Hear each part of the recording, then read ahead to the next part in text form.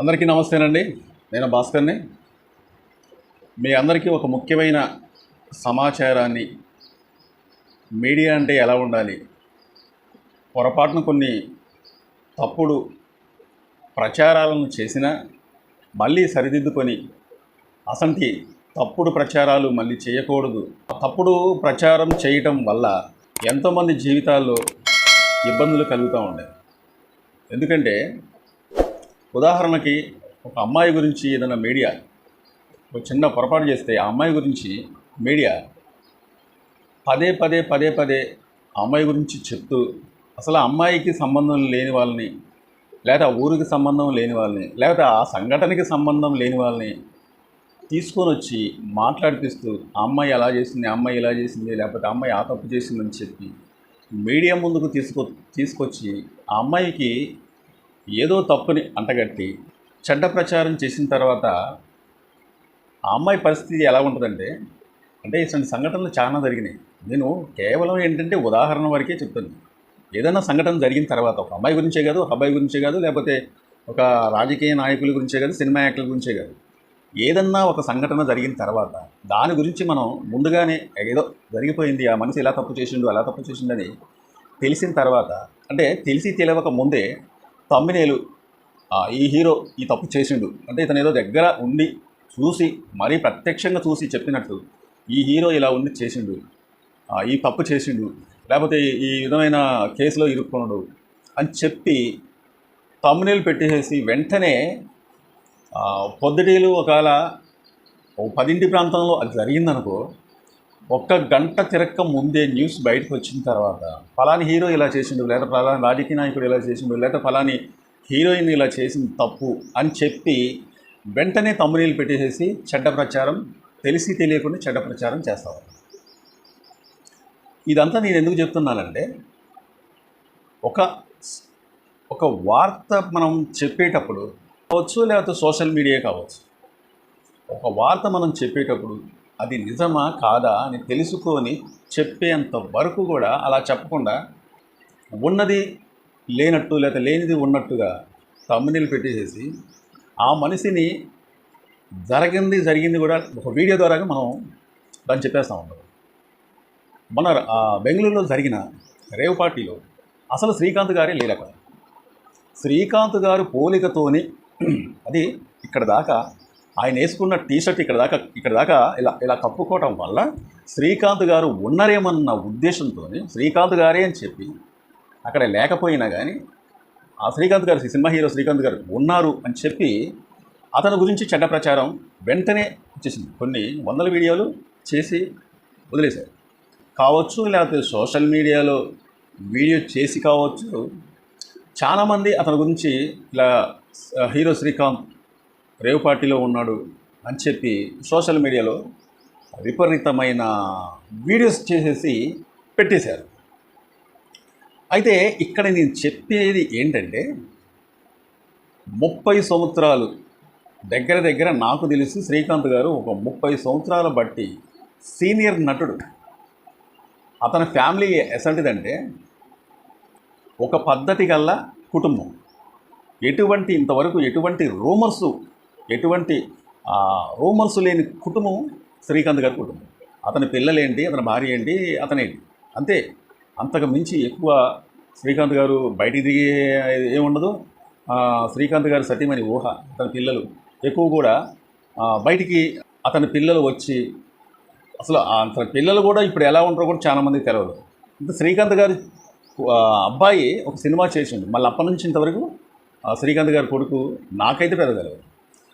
సరే, ఇవన్నీ ఎందుకు చెప్తానంటే, శ్రీకాంత్ గారిని అసలు ఉన్నాడా లేడా ఆ రేవ్ పార్టీలో చెడ్డ ప్రచారం వచ్చేసిందనమాట.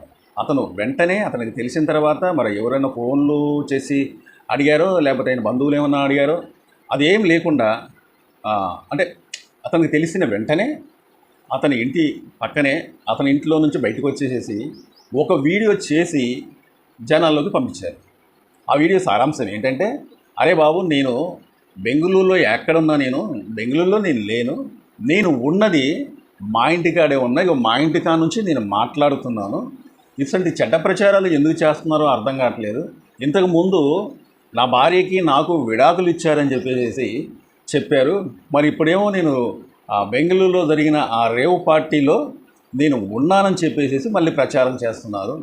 ఇది కరెక్ట్ కాదు. సరే, ఎవరో ఒకవేళ నా పోలిక ఉన్నట్లయితే అది ఖచ్చితంగా నేనా కాదా అని తెలుసుకొని మీరు ఆ విధంగా చెప్తే బాగుండేది. ఇది కరెక్ట్ కాదని చెప్పారు. ఇదంతా నేను ఎందుకు చెప్తున్నానంటే, ఒక మీడియా లేకపోతే సోషల్ మీడియా విపరీతమైన, అంటే అక్కడ ఉన్నడా లేడా అని కూడా తెలుసుకోకుండా పట్ పట్ పట్ పట్ వీడియోస్ అనేది చేసేసి యూట్యూబ్లోను లేకపోతే ఇన్స్టాగ్రామ్లోను లేకపోతే ఫేస్బుక్లోను ఇలాంటి ఎన్నో మాధ్యమాలు ఉన్నాయి, దాంట్లో పెట్టేస్తున్నారు. కానీ అతని కుటుంబానికి అతనికి ఎంత డ్యామేజ్ అయ్యిద్ది అనేది ఎవరు కూడా ఊహించట్లేదు. ఎందుకంటేనంటే ఒక శ్రీకాంత్ గారే కాదు, లేకపోతే వేరే హీరోయిన్నే కాదు, లేకపోతే ఒక రాజకీయ నాయకులే కాదు, ఎవరైనా సరే అక్కడ ఉన్నడా లేడా అని మనం ముందర క్లారిటీ చేసుకొని, ఒకవేళ మనం చెడ్డ ప్రచారం ఏం చేసామనుకోండి, అంటే చెడ్డ ప్రచారం అంటే చెడ్డగా మనం అక్కడ ఉన్నాడు అని తెలిసి తెలియకుండా పెట్టేసామనుకోండి, సరే అక్కడ లేడని సంగతి తెలిసినమ్మటే సరే ఇది తప్పు అయిపోయింది, నేను చేసింది తప్పు, ఇది అంటే తెలిసి తెలియకుండా ఒక శ్రీకాంత్ గారి పోలికలో ఉన్నాడు కాబట్టి నేను అక్కడ అనుకోని శ్రీకాంత్ గారి అనుకోని మేము ఒక వీడియో చేసాము, నేను బహిరంగంగా క్షమాపణ కోరుకుంటున్నాను, శ్రీకాంత్ గారు మీరు ఏమనుకోవద్దు, పొరపాటు జరిగిపోయిందని చెప్పి ఒక్క వీడియో మళ్ళీ తిరిగి మళ్ళీ పెట్టరే. అంటే మనం తప్పు చెప్పినా జనాల్లోకి వెళ్ళిపోయింది, కరెక్ట్ చెప్పినా జనాల్లోకి వెళ్ళిపోయింది, ఇక నాకెందుకు లేని చెప్పి చేతులు దులుపుకొని అలాగే మెలకొని ఉంటారు అన్నమాట. ఈ మధ్య నేను ఒక ఛానల్, ప్రముఖ ఛానల్, కానీ ఆ ఛానల్లో చెప్పారు ఆయన, అతను ఏం చెప్పారంటే, సార్ మీకు హ్యాట్స్ ఆఫ్, ఎందుకంటే మీకులాగా నిజం నిగ్గుగా, అంటే నిజం కరెక్ట్గా చెప్పారు మీరు. ఎందుకంటున్నానంటే మా ఛానల్లో కూడా తప్పు జరిగింది. అది ఏం తప్పంటే, బెంగళూరులో జరిగిన రేవ్ పార్టీలో శ్రీకాంత్ గారు ఉన్నారు, శ్రీకాంత్ గారే ఈ రేవ్ పార్టీలో ఉన్నారు అని చెప్పి మేము కూడా ఒక వీడియో చేశాము. సార్ ఇది మీకు శ్రీకాంత్ గారు, ఇది మీకు చాలా చెడ్డ ప్రచారమే మేము చేశాము.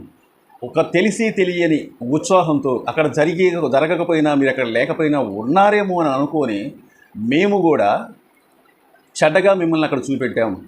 30 సంవత్సరాల అనుభవం ఉంది మీకు సినిమా ఇండస్ట్రీలో, తెలుగు సినిమా ఇండస్ట్రీలో 30 సంవత్సరాల అనుభవం ఉంది. మీ కుటుంబం మీద ఎటువంటి చెడ్డ ప్రచారాలు కూడా ఇంతవరకు లేవు.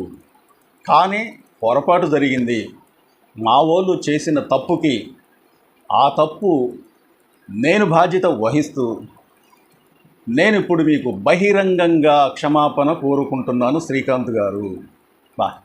దీనికి మాత్రం మీకు హ్యాట్స్ ఆఫ్ సార్. ఎందుకంటే నిజం నిగ్గుగా చెప్పాలి అంటే, మనం బయటవాడు తప్పు చేస్తే ఎలా చెప్తామో, మీడియా ఎవరైనా సరే మనం తప్పు చేసినా పొరపాటు జరగవచ్చు, మీరు పొరపాటు చేయొచ్చు, నేను పొరపాటు చేయొచ్చు, ఎవరైనా చేయొచ్చు. కానీ పొరపాటు జరిగిన తర్వాత కూడా, మనం చేసింది తప్పేని సంగతి తెలిసిన తర్వాత కూడా, ఇది తప్పు, నేను మాట్లాడింది తప్పే, నేను చెప్పింది తప్పే, మా మీడియా నుంచి ఈ వార్త రావటం తప్పే అని చెప్పేవారిని మొట్టమొదటిగా నేను ఇప్పుడే చూస్తున్నాను. నాకు అనిపించింది అసలు బహిరంగంగా నిగ్గుగా ధైర్యంగా నేను చెప్తున్నాను సార్ శ్రీకాంత్ గారు అని చెప్పి బహిరంగంగా క్షమాపణ కోరారు. ఇలా ఉండాలి. ఒక వ్యక్తిని మనం, అదైనా చిన్నబొన్న వ్యక్తి కాదు ఆయన. శ్రీకాంత్ గారు అంటే ఒక సినిమా యాక్టర్, సినిమా హీరో, 30 సంవత్సరాల అనుభవం ఉంది.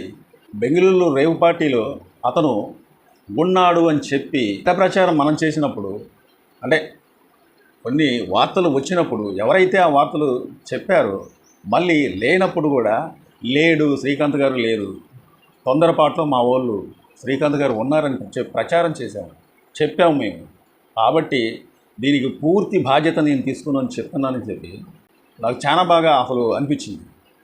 ఎందుకంటే ఈ రోజుల్లో ఒక ఆడపిల్లైనా ఎవరైనా సరే, ఒక అబ్బాయి అయినా సరే, తొందరపాట్లో కొన్ని సంఘటనలు, అంటే కొన్ని విషయాలు జరిగినప్పుడు అది చిన్న విషయాన్ని కూడా పొద్దున్న నుంచి సాయంత్రం దాకా జనాలు పండుకునేదాకా ఒక ధారావాహికంగా ఆ వార్తను ఏసి చూపించి ఒక్క ఛానల్లో ఒక ఆ, వీడియోలో అంటే నేను అనుకోవచ్చు దాకా చూపించి వాళ్ళ పరువును భగ్నం చేసింది.